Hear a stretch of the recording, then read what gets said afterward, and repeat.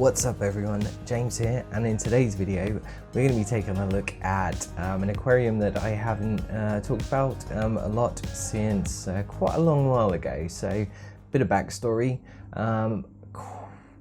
quite a fair few months ago I posted a video about my Blackwater betta tank, and unfortunately that tank had a crack in it. It was an acrylic tank and the bottom cracked, and it was no longer in use, so I got rid of it, moved my fish from that aquarium into a temporary aquarium, and I picked up a new aquarium off the internet, and I set it up as just a normal freshwater tank. And then my plan ultimately was to create a tank that had dwarf puffers or pea puffers in it, but due to COVID and everything that's going on in the world, they became pretty impossible to get my hands on, especially in my area, and quite frankly I wasn't prepared to pay the price that was online as well. I thought they were overpriced, and that plus delivery, it just wasn't worth it. And after a lot of thinking, I thought actually I want to do something different anyway, so here we are. So this is my natural aquarium. The idea of it is Amazonian natural aquarium, so the idea of the aquarium was to try and replicate the sort of style, or not a style, but the natural environment that you would get in the wild for these animals. So yeah, hope you like it, and I'll flip the camera now so you can have a quick look. Alright guys, this is the aquarium.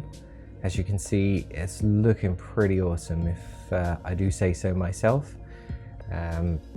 As the title suggests, this is a sort of Amazon kind of styled natural aquarium. So the aim was to have a sort of a botanical leaf littered bed with seed pods and stuff, as you can see right here. I've got the Amazon sword in the background, just to add a bit of green and plant life to it. It's got a sand substrate, and it's just got a standard sponge filter, which is creating a little bit of flow just to sort of mimic a natural sort of riverbed really. In terms of inhabitants, at the moment I have 4 Corydoras. There's 3 adults and 1 little baby.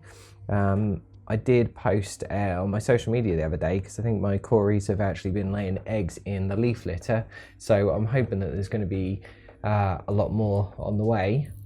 I also have a couple of neon tetras in here. Unfortunately the rest died in another aquarium, so I only got 2 left out of a big shoal that I had. I have a hatchet fish, a silver one. My plan was actually to get a few more of these, but unfortunately they seem to be very hard to get at the moment, and my local fish store only had 1 left in stock, so I'm hoping to get a couple more, maybe some marble hatchets as well. But they're absolutely awesome fish. One cool fact about them is that they're usually sort of surface dwellers, and if they notice bugs on the top of the surface, or they have been known to jump about 30 centimeters out of the water to catch the bugs. So it's always good to have a tight lid on your aquarium if you're keeping these type of fish. The other fish that I have in here, until I can find a better home for him, is ironically my betta fish. He's a veil tail betta, and I've been up and down with this fish for quite a while now, in terms of his health and stuff.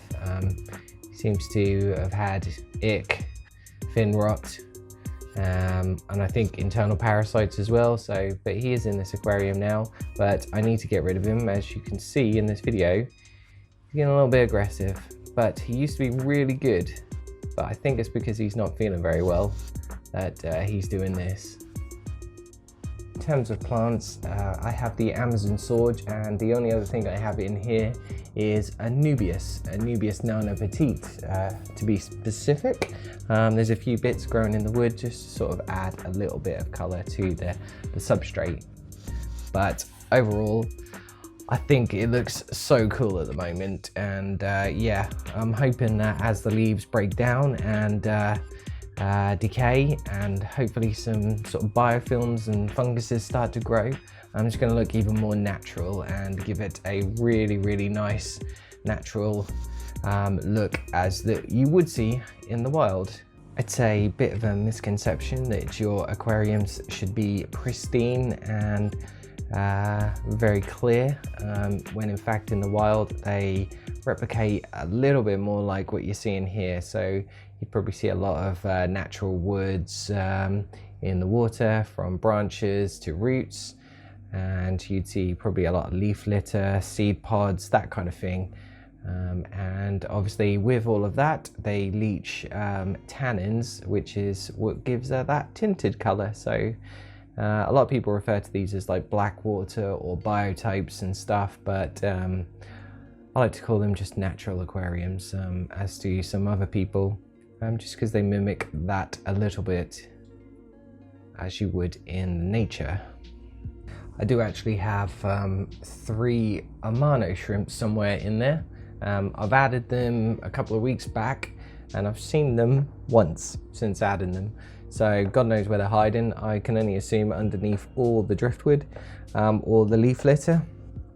But I'm hoping that I will spot them again soon, and they haven't been killed or eaten or anything like that, because they looked so cool. In terms of lighting on this aquarium, it's nothing special. It's just the LEDs that actually came with the aquarium, and I added just another white LED towards the back just to try and lighten the substrate a bit more, because the light wasn't coming through. So I hope you liked this video. If you did, please give it a thumbs up and let me know what you think in the comments below. I'd love to hear your thoughts and opinions on the aquarium, and what you think I should add next to it.